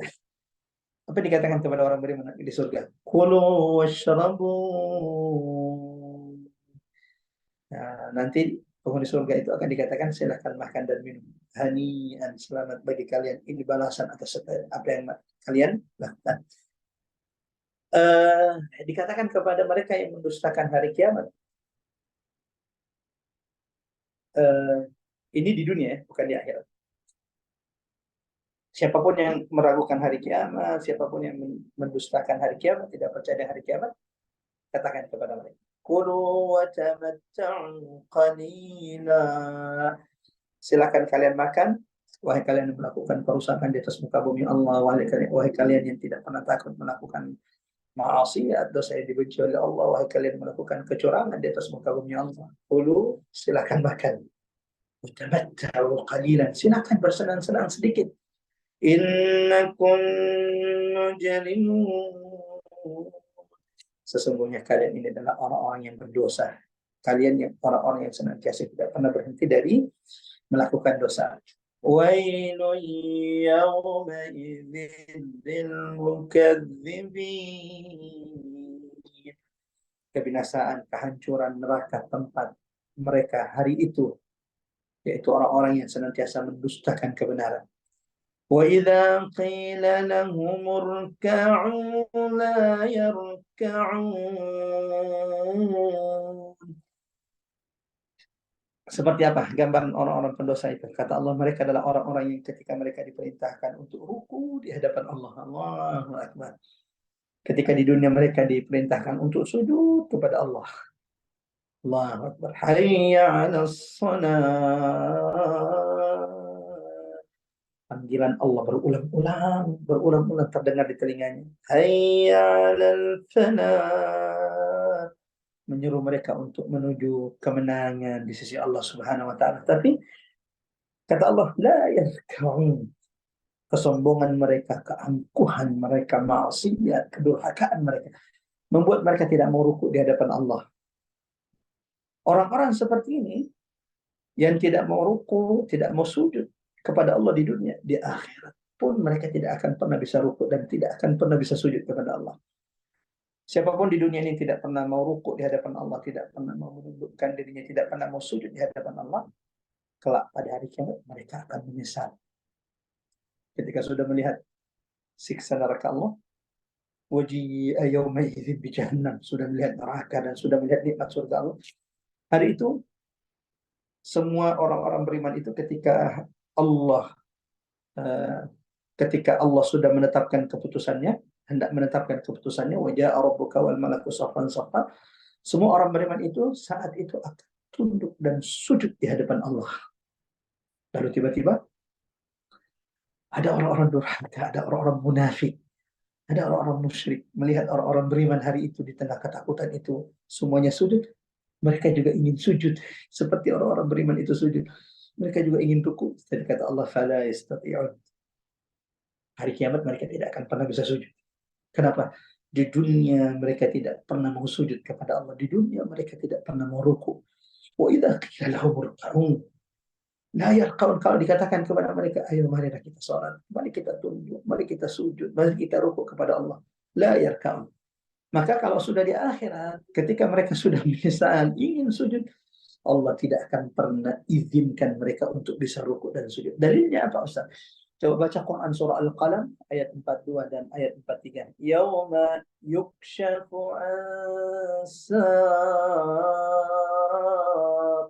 Pada hari kiamat ketika kondisi semakin menakutkan.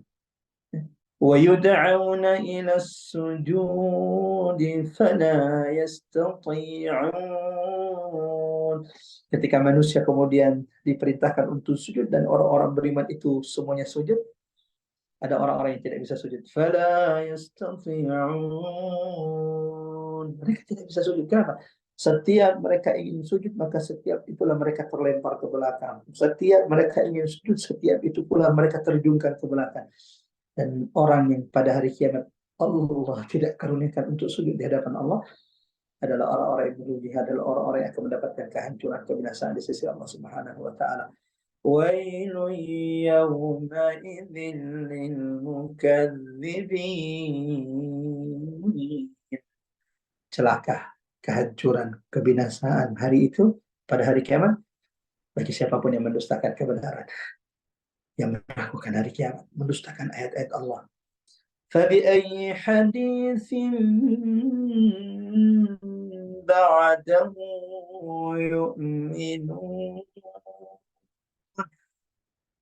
Kalau Al-Quran mereka tolak, kalau Al-Quran mereka dustakan, Allahu Akbar.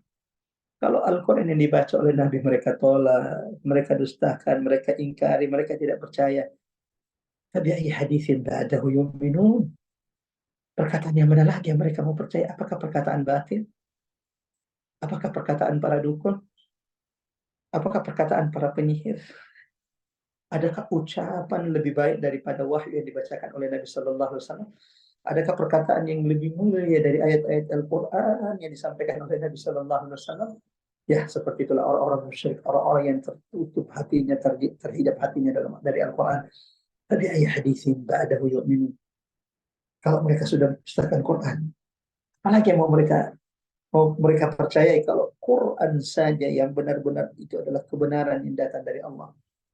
Tanzilan mimman khalaqas samawati wal mimman khalaqal arda was samawati al-ula, diturunkan oleh Allah, inna anzalnahu fi lailatul qadar, bukan buatan Nabi Muhammad, bukan karangan Nabi Muhammad. Kalau ini saja mereka dustakan, ucapan yang mana lagi mereka akan percaya.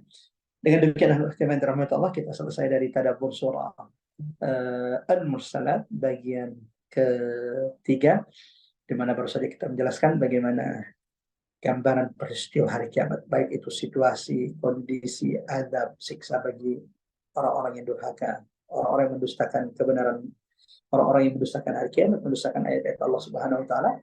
Sebagaimana juga tadi kita baru saja mendengarkan di surah Al-Mursalat ini, di beberapa ayat akhir surah Al-Mursalat, Allah Subhanahu wa taala juga memberikan gambaran berita gembira, nikmat, karunia yang Allah berikan, karuniakan kepada penghuni-penghuni surga Allah bagi orang-orang yang bertakwa, dan mudah-mudahan kita termasuk di antaranya.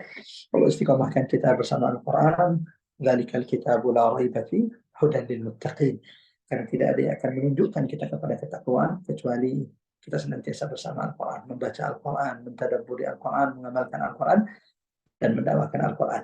Mudah-mudahan ini bermanfaat. Seperti biasa, sebelum kita buka sesi tanya jawab, kita sama-sama tutup dulu dengan doa kafaratul majlis dengan baca surah Al-Asr, mohon maaf. Kemudian setelah itu kita baca doa kafaratul majlis. Sama-sama kita baca surah Al-Asr. Kami minta kepada Mbak Ari mengaktifkan mikrofon sehingga siapapun yang ingin memperdengarkan surah Al-Asr, kami ajak untuk sama-sama baca surah Al-Asr. Seperti sahabat Nabi kalau bertemu tidak akan berpisah sampai berpesan, berwasiat dengan membacakan surah Al-Asr. Mudah-mudahan kita tidak termasuk orang-orang yang merugi di atas muka bumi ini. A'udzubillahi minasyaitonir rajim. Bismillahirrahmanirrahim. Wal 'asr innal insana lafi khusr illa bis sabr. Kita tutup dengan kafaratul majlis. Subhanakallahumma wa bihamdik, asyhadu an la ilaha illa anta, nastaghfiruka wa natubu ilaik. Warahmatullahi wabarakatuh. Kami kembalikan kepada Mbak. Silakan Mbak. Silakan yang ingin bertanya bisa langsung raise hand atau juga bisa langsung unmute. Ada yang ingin bertanya? Bu Emi, Bu Dede, Bu Fauzia, Mbak Ike, Mbak Ratna, Mbak Rinjani. Assalamualaikum Bu Ari, mau bertanya ya. Oh silahkan Bu Ani. Waalaikumsalam. Waalaikumsalam. Saya ingin bertanya, ini Ustaz dari pesan Allah dari yang 10 ayat itu Ustaz, itu bagaimana maksudnya? Pertanyaannya juga saya ingin tahu di surat Ar-Rahman ya yang ada Fabi'ayyi ala itu 31 kali dan di sini 10 kali. Itu bukan mengapa, maksudnya bagaimana susunannya itu, kenapa setelah ayat ini gitu Ustaz, saya ingin tahu apakah ada ininya keterangannya. Masya Allah. Ya. Masya Allah. Ini pertanyaan yang sebenarnya saya sudah tunggu-tunggu di pekan yang lalu. Ternyata baru hari ini ditanyakan. Masya Allah. Di surah Al-Mursalat ada ayat yang diulang-ulangi Allah sampai 10 kali. Wailun, ancaman keras Allah kepada mereka yang mendustakan kebenaran, mendustakan Al-Quran, mendustakan hari kiamat. Kenapa Ustaz? Ini diulang-ulang di surah. Apakah itu pengulangan? Tidak, ini bukan pengulangan. Ini bukan pengulangan. Tidak ada ayat yang berulang di dalam Quran. Ini bukan pengulangan, tetapi ini penegasan. Karena coba perhatikan teman-teman, setiap ayat yang kemudian Allah tutup dengan wailu yauma idzil lil mukadzibin, itu adalah ayat-ayat yang bercerita tentang hari kiamat. Peristiwa hari kiamat yang semestinya semakin membuat kita yakin dengan hari kiamat, membuat orang musyrik itu yakin dengan kiamat. Jadi setiap ada informasi tentang hari kiamat yang disampaikan di surah Al-Mursalat ini, maka Allah tutup dengan wailu yauma idzil lil mukadzibin. Kemudian ada peristiwa gambaran kiamat lagi yang lain, kemudian ditutup lagi wailu yauma idzil lil mukadzibin. Jadi seakan-akan ini fakta loh, ini loh fakta 1, awas kalau kalian, ini fakta 2, ini fakta 3, segitu.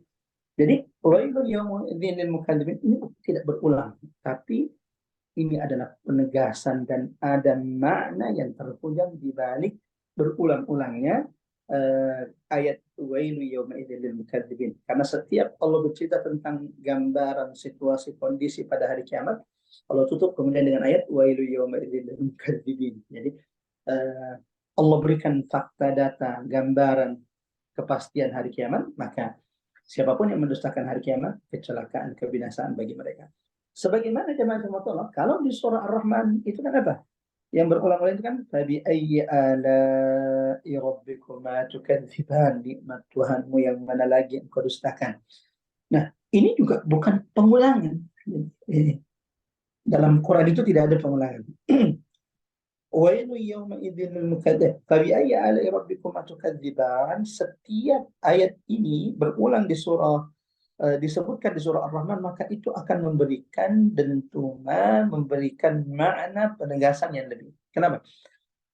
Oh, sebagaimana kemudian di surah Al-Mursalat Allah berikan gambaran tentang hari kiamat, walaupun Allah tutup dengan fabi ayyi ala'i rabbikuma tukadziban, maka di surah Ar-Rahman Allah menyebutkan begitu banyak bentuk tanda ragam macam rahmat Allah kepada umat manusia.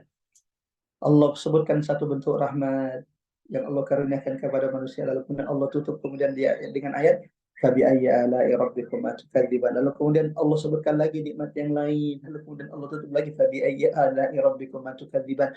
Seakan-akan apakah nikmat ini juga kalian dustakan? Nikmat ini juga kalian, apakah nikmat ini begitu banyak nikmat Allah? Nikmat yang mana lagi yang belum kalian dustakan? Jadi seperti itu.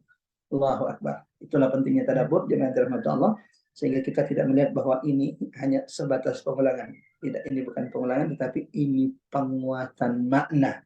Begitu bahayanya jamaah rahmat Allah mengingkar, mendustakan kebenaran, baik itu Al-Quran atau kemudian hari kiamat. Wallahu a'lam bishawab. Silakan. Terima Masya kasih Pak Allah. Ustadz. Terima kasih Terima Bu kasih, Ani Ustadz. pertanyaannya. Ada lagi yang ingin bertanya. Ini menyambung pertanyaan yang tadi ya Pak Ustadz. Tapi Ya, yang pertama itu yang di ayat yang celakalah pada hari itu bagi mereka yang mendustakan kebenaran itu, yang pertama kali itu kan di ayat 19 ya kalau nggak salah. ya. Iya. Sebentar. 15 hari Yang pertama kali di ayat 15 ya 15. Ustadz. Ayat Ya. 15. Pertama di 15 ya. Ya, 15. 15. Nah, di 15 itu belum cerita kiamat sih ya Pak Ustadz ya. Sudah kiamat, Mbak. Liyaumil fasl. Wa ma Nggak langsung ya, maksudnya nggak langsung ya. fasl. Itu udah kiamat itu. Hari kiamat, hari yaumul fasl. Itu udah Allah ceritakan tentang bagaimana Nabi itu akan bersaksi Oh iya. pada hari kiamat, yaumil fasl. Hari Wa ma kiamat. yaumul fasl. Jadi itu informasi tentang hari kiamat semua tuh. Iya. Masa ya. Ada satu yang itu ya Pak ya, Pak Ustadz, ada satu yang ayat 19 itu kaitannya ke yang azab yang kaum Samud itu ya Pak Ustadz. Ya, betul. Masa kalian tidak mengambil pelajaran dari kaum umat yang bukan cuma kaum Samud, semua umat terdahulu. Iya. Semua umat terdahulu ya. Semua umat terdahulu. Mulai dari Kisah kaum Samud itu diulang-ulang terus ya Pak Ustadz ya. Di surat Asy-Syams juga ada. Berarti memang itu tuh betul-betul pada saat itu azabnya luar biasa ya Pak Ustadz. Ya. Selain luar biasa, yang kedua adalah jemaah rahmatullah, ikhwatal iman wa iyyakum ajmain. Yang kedua adalah kaum Samud itu dilihat langsung oleh orang-orang Quraisy. Maksudnya sisa-sisa negeri mereka itu masih terlihat. Allah tidak mungkin memberikan contoh, memberikan gambaran yang mereka tidak ketahui. Jadi itu karena mereka ketahui kaum Samud. Kaum Samud itu tidak jauh dari Madinah. Namanya hari ini namanya Madain Soleh. Sayangnya hari ini orang-orang berangkat umroh itu malah mendatangi Al-Ula, tempatnya kaum Samud, dengan alasan bahwa ini bukan tempatnya kaum Samud. Padahal ulama sudah ditanya ulama-ulama besar ketika ditanya tentang hukum mendatangi al-ula, beliau mengatakan tidak boleh kecuali dalam keadaan menangis. Takut akan azab Allah akan juga ditimpakan kepada kita. Nabi itu ketika melewati kaum Tsamud, dulu Madain Saleh ketika ke Tabuk, maka Nabi menutup kepalanya, tunduk, lalu menyuruh sahabat mempercepat langkah mereka dan tidak boleh ada yang makan dan minum dari tempat tersebut. Segitunya itu Nabi. Hari ini orang datang ke Laut Mati, tempat Allah turunkan azab, datang ke Madain Saleh, tempat Allah turunkan azab. Tidak ada rasa takut, malah di sana itu malah dibikin konser hari ini.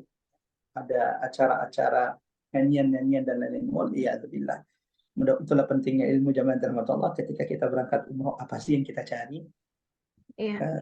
Ya, umroh itu adalah supaya menjadi itu ya Pak Ustadz. Kenapa? Apa namanya al-ula? Apa Pak Al-ula, Ustadz? ya. Al-ula. Iya. Al-ula. Katanya itu indah. Saya juga belum pernah lihat ya, belum pernah. Dan baru sekali. Itu di sana tuh banyak villa-villa kayak tenda-tenda sultan gitu loh.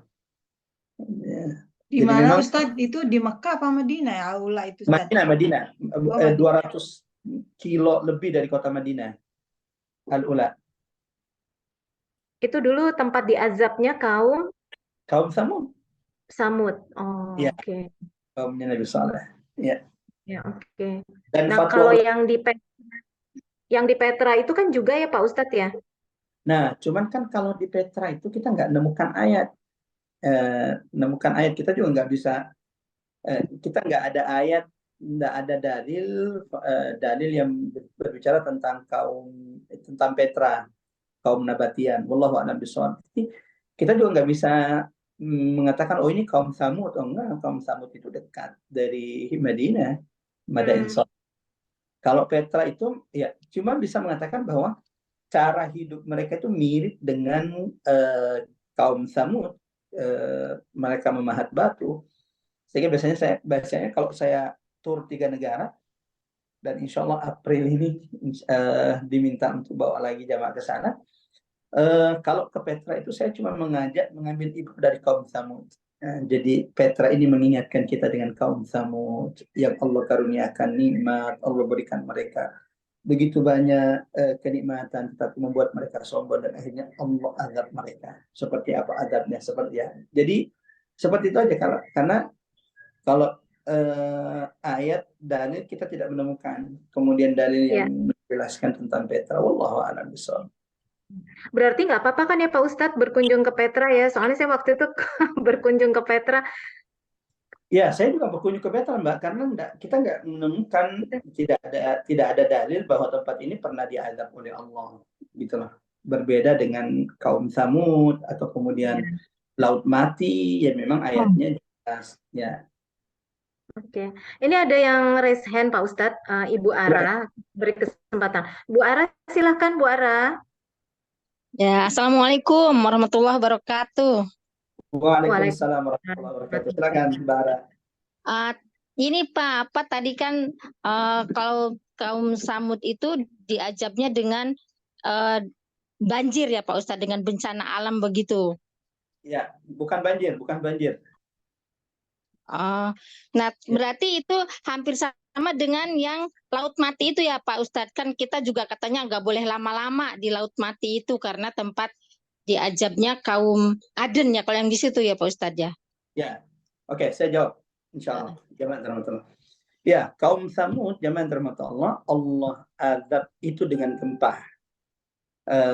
Allah perintahkan mereka diliputi awan panas selama 3 hari. Jadi setelah mereka membunuh onta, maka Nabi Saleh berkata, "Tamattu fi darikum 3 ayyam." Allah berikan kalian kesempatan 3 hari. Itu Nabi Saleh sampai sedih, nangis. Kok bisa kalian bunuh onta? Saya kan sudah ingatkan kepada kalian. La tamassuha bisu, jangan sentuh onta ini. Ini adalah mukjizat Allah. Kalau sampai kalian bunuh onta ini, azab Allah pasti datang kepada kalian. Tapi ya, kaum Samud seperti itu, orang yang sudah susah hatinya, mereka membunuh onta tersebut. Walau perlu diingat, yang membunuh onta ini cuma 9 orang. Ya. Jadi bukan 9 naga ya. Maksudnya cuma 9 orang yang bunuh onta. Jadi yang melakukan kerusakan itu cuma 9 orang. Kenapa kemudian yang lain juga ikut diazab? Karena mereka diam, membiarkan kerusakan 9 orang yang sedikit ini untuk melakukan kerusakan, sehingga mereka diazab oleh Allah Subhanahu wa taala saat itu diazab. Jadi nggak mesti kita yang pelaku kerusakan itu dapat azab. Mendiamkan segelintir orang melakukan kerusakan itu juga bisa mendatangkan azab Allah Subhanahu wa taala bagi kita semuanya.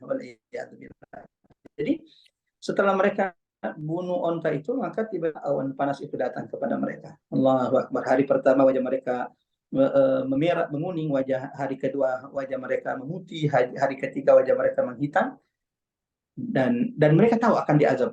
Udah telat, karena kan syaratnya begitu. Kalau kapan bunuh onta, mereka akan diazab oleh Allah.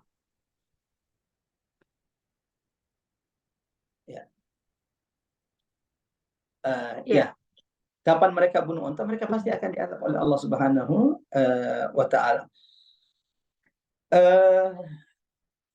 Akhirnya mereka dibinasakan dengan apa? Dalam doa disebutkan Jibril itu berteriak di atasnya kaum Samud sehingga mereka hancur binasa. Pada orang kaum Samud itu sudah sembunyi di bawah batu. Mereka udah bikin, kan rumahnya kokoh kuat dari batu, dari gunung yang dipahat. Di dalam gunung itu mereka bikin gali lagi lubang bersembunyi di dalamnya. Tapi nggak ada yang lolos. Ketika hari keempat, hari terakhir,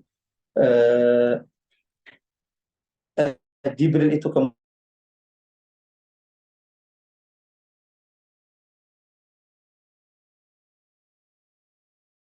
kemudian berteriak. Ya, cek suaranya terdengar, tadi ada yang telepon masalahnya. Iya, tadi sempat mati sebentar Pak Ustadz pas telepon masuk.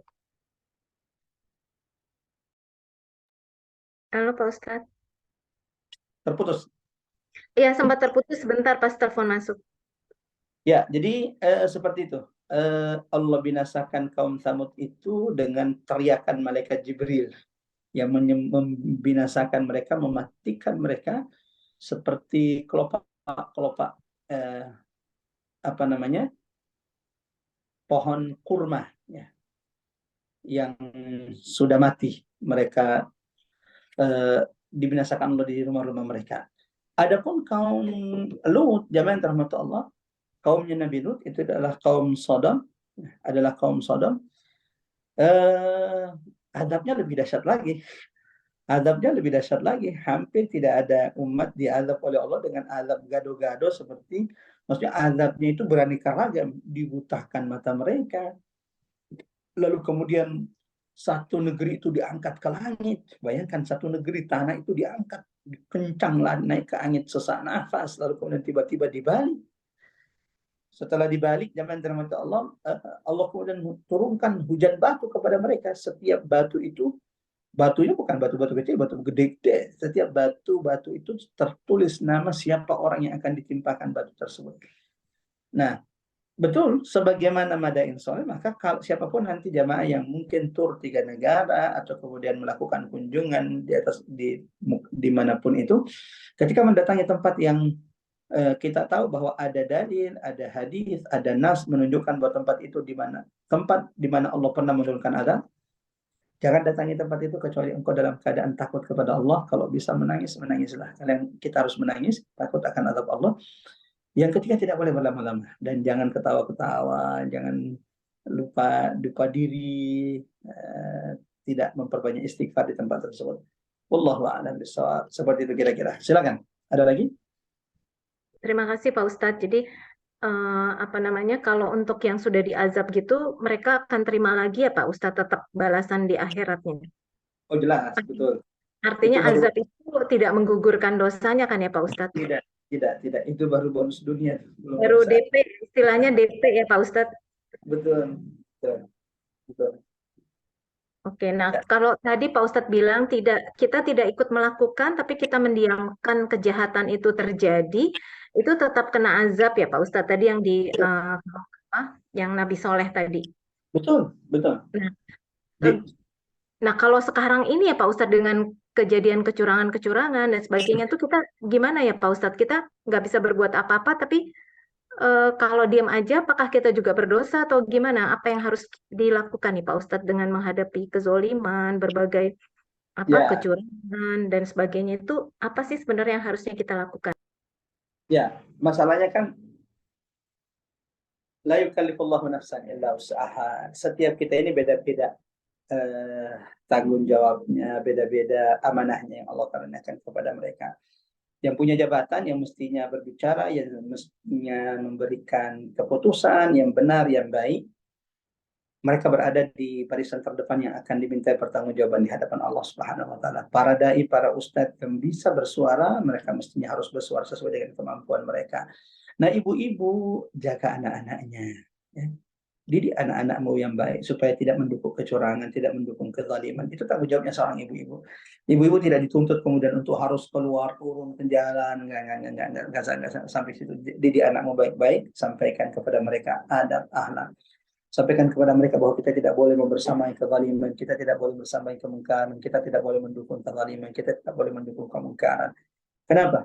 Ya, di Quran surah An-Naml Allah ceritakan bahwa di kaum Samud itu tidak semuanya ikut turut membunuh onta. 9 orang aja yang kemudian membunuh onta itu. 9 orang yang merusak. Jadi memang perusak-perusak di negeri itu tidak banyak sebenarnya. Yang merusak itu sedikit. Salahnya adalah semua mendiamkan. Mendiamkan kerusakan, mendiamkan sedikit orang ini untuk merusak. Terlebih kemudian ada yang sudah dibungkam mulutnya dengan dunia sehingga kemudian tidak lagi berani berbicara. Seperti itu kira-kira. Mudah-mudahan kita tidak mendiamkan kemungkaran. Hal yang paling kecil bisa kita lakukan adalah membenci dan tidak ridho dengan kemungkaran tersebut. Berdoa kepada Allah agar memberikan jalan terbaik, kebaikan, maslahat kepada kita semuanya. Wallahu a'lam bishawab. Silakan Mbak Ari. Ya, intinya Ada lagi? kita jangan sampai mendukung itu dan kita jaga anak-anak kita ya Pak Ustadz ya. Ya. Oke, ada lagi Bu-ibu yang ingin bertanya. Ini karena ini mungkin kajian terakhir sebelum puasa ya Pak Ustadz. Betul. Ya, jadi untuk yang akan datang kita sudah memasuki bulan Ramadan insya Allah. Nah, oleh karenanya mungkin juga bisa diberikan apa namanya nanti ditutup dengan doa ya Pak Ustadz supaya kita semua bisa beribadah secara optimal di bulan Ramadan. Dan yang pertama mungkin dipertemukan dengan Ramadan, diberikan kemudahan dan kelancaran dalam beribadah di bulan Ramadan. Semoga mendapatkan Lailatul Qadar. Semuanya kan pengen dapat Lailatul Qadar ya. Amin ya Rabb. Iya. Kalau untuk ibadah di bulan Ramadan itu Pak Ustadz lebih diutamakan yang mana Pak Ustadz? Membaca Qur'annya, khatamnya, atau tadaburnya, atau apanya Pak Ustadz? Ya, Masya Allah. Barakallahu fiik Mbak Ari dan seluruh jamaah dirahmati Allah Subhanahu wa taala. Ya, Ramadan apa yang harus diperbanyak? Kalau bisa ini masukan dari saya. Kebaikan-kebaikan ini digabungkan semuanya karena semuanya memiliki keistimewaan. Satu, memang ulama itu akan memperbanyak tilawahnya kalau sudah masuk Ramadan. Tapi tilawah yang tidak meninggalkan hukum-hukum bacaan Al-Quran. Jadi memperbanyak tilawah bukan berarti meninggalkan hukum tajwid. Yang kedua, tapi juga ulama tidak meninggalkan, para salaf tidak meninggalkan mentadabburi ayat-ayat Allah Subhanahu wa taala. Jadi kalau bisa tetap digabungkan. Jadi dari tilawah itu ada waktu, contohnya subuh, lalu kemudian dia tadabbur, sisanya dia perbanyak tilawah. Atau dalam sepekan itu ada waktu di mana dia bisa tadabbur, sisanya ada 1 hari dia tadabbur dari semua apa yang sudah dibaca. Beberapa ayat yang ketika dibaca kayaknya ada sesuatu, ada yang mengganjal, ada faedah, ada sesuatu yang bisa disampaikan kepada kerabat, itu ditandai. Nanti kemudian ada 1 hari khusus di mana dia kemudian mulai coba melihat buka tafsir, mengambil pelajaran. Kenapa? Quran itu akan terasa dahsyat, terasa menghujam kalau kita sudah mentadabburinya. Maka ini tidak bisa seperti kira-kira balik.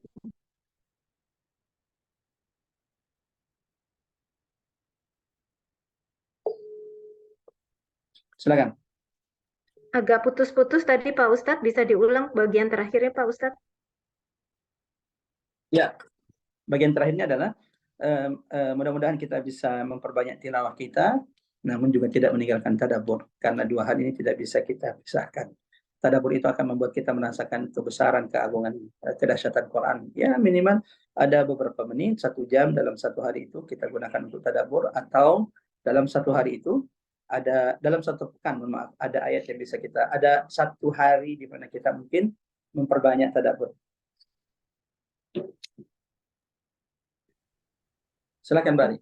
Ya, baik Pak Ustadz. Kalau gitu kita tutup dengan doa karena sudah tidak ada pertanyaan lagi.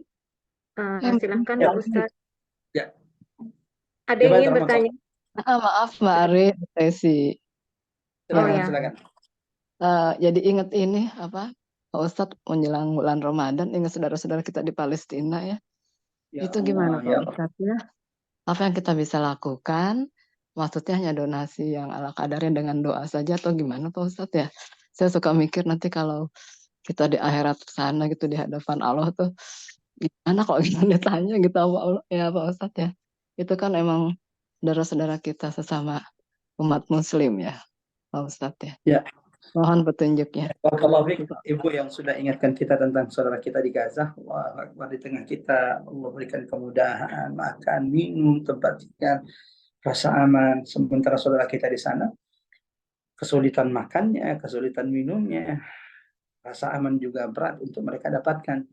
Ya, mulai musim dingin Pak Ustadz ya.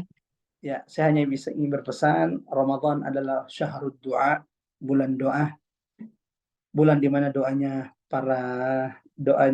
orang-orang berpuasa itu tidak akan ditolak oleh Allah, khususnya ketika berbuka. Saya ingin berpesan kepada seluruh jamaah, selipkan satu doa munajat untuk keluarga kita di Palestina, khususnya di Gaza. Itu yang pertama. Yang kedua, Ramadan itu Nabi dan sahabatnya akan berlipat kedermawanannya. Nabi itu orang yang paling dermawan di luar Ramadan, tapi kalau sudah masuk Ramadan, kedermawanan Nabi itu lebih berlipat. Abdullah bin Abbas menggambarkan dermawannya Nabi di bulan Ramadan itu dengan apa? Beliau mengatakan ajwadu minar rihil mursalah. Nabi itu kalau sudah masuk Ramadan lebih dermawan dari angin yang berhembus. Allahu Akbar. Ini adalah ungkapan yang sangat dalam. Angin itu kan tidak pernah berhenti berhembus untuk kita 24 jam. Abdullah bin Abbas mengatakan Nabi lebih dermawan dari angin yang berhembus di Ramadan. Saya ingin mengatakan kepada jemaah, sisipkan sedekah hadiah terbaikmu untuk saudaramu di Palestina, di Gaza.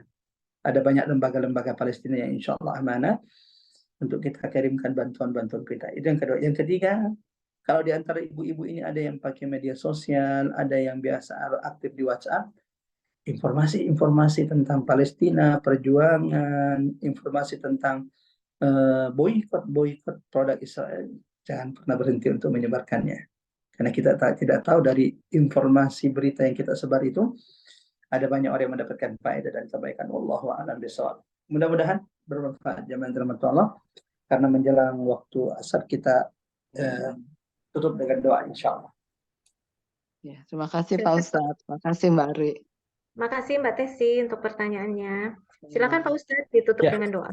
Jamaah dirahmati Allah, sama-sama kita tundukkan hati, pikiran sejenak, kita bermunajat, berdoa kepada Allah Subhanahu wa taala, mudah-mudahan doa munajat kita diijabah oleh Allah. Bismillahirrahmanirrahim. Astagfirullah, astagfirullah, astagfirullah. Allahumma ya arhamar rahimin ya sami'ad du'a. اللهم لا تدع في مقامنا هذا ذنبا إلا غفرت ولا هما ولا غما إلا فرجت ولا مريضا إلا شفيت ولا حاجة من هوائج الدنيا إلا يسرتها يا أرحم الراحمين. Allahumma ya Allah Tuhan kami, jangan biarkan kami meninggalkan majelis ini kecuali ya Allah gugurkan dosa-dosa kami, bersihkan kesalahan-kesalahan kami ya Allah, hapus dosa-dosa kami ya Arhamar Rahimin, sehingga kami memasuki Ramadan dengan dosa yang sudah Engkau ampuni. Allahumma ya Allah ya Arhamar Rahimin, jangan biarkan kami menutup majelis ini kecuali siapapun yang sakit di antara kami, sahabat kami, kerabat kami, anak-anak kami ya Allah, kecuali keturunkan kesembuhan bagi mereka. Allahumma ya Allah, siapapun yang saat ini mendapati kesulitan, angkat kesulitannya ya Allah, berikan kemudahan bagi setiap hajat-hajat mereka. Allahumma ya mujibul muttarra idza da'ah ya nasiral madlumin. Allahumma ansur ikhwanana al-mustad'afin al-madlumin fi Filastin. Allahumma ansurhum nasran adida. Allahumma waffiq kalimatahum ala al-haqqi ya rabbal alamin. Ya Allah ya arhamar rahimin. Tolonglah saudara kami ada di Gaza, yang ada di Palestina, ya Allah. Turunkan pertolongan-Mu dari langit, ya Allah. Bukakan keberkahan bumi-Mu untuk mereka, ya Allah. Saudara-saudara kami kesulitan, mereka kelaparan, ya Allah. Sementara bantuan dipersulit oleh penjajah Zionis Israel dan pemerintah Mesir. Ya Allah, siapapun yang tolong menolong, membantu, menyiksa, menyusahkan saudara kami, ya Allah. Hancurkan mereka sehancur-hancurnya. Rabbana la tuzigh qulubana ba'da idh hadaytana wa hab lana min ladunka rahmah innaka antal wahhab. Rabbana ighfir lana wa liwalidina warhamhum kama rabbawna shighara. ربنا آتنا في الدنيا حسنة وفي الآخرة حسنة وقنا عذاب النار وصلى الله على محمد وعلى آل محمد والحمد لله رب العالمين والسلام عليكم ورحمة الله وبركاته. Waalaikumsalam warahmatullahi wabarakatuh. Terima kasih Pak Ustadz, semoga sehat selalu. Kita bisa bertemu lagi di kajian Rabu pekan depan. Kami semua mohon maaf lahir batin Pak Ustadz untuk semua kesalahan-kesalahan baik yang sengaja maupun tidak. Demikian pula juga kami mohon maaf untuk semua jamaah baik yang tergabung di Majelis Taklim Robani maupun yang bukan Majelis Taklim Robani namun setia untuk menyimak kajian-kajian kami di setiap hari Rabu siang ini. Terima kasih sekali lagi untuk semuanya. Wabillahi taufik wal hidayah. Wassalamualaikum warahmatullahi wabarakatuh. Waalaikumsalam warahmatullahi wabarakatuh. Terima kasih Ari, terima kasih Ustadz. Terima kasih Pak Ustadz. Maaf lahir batin. Assalamualaikum.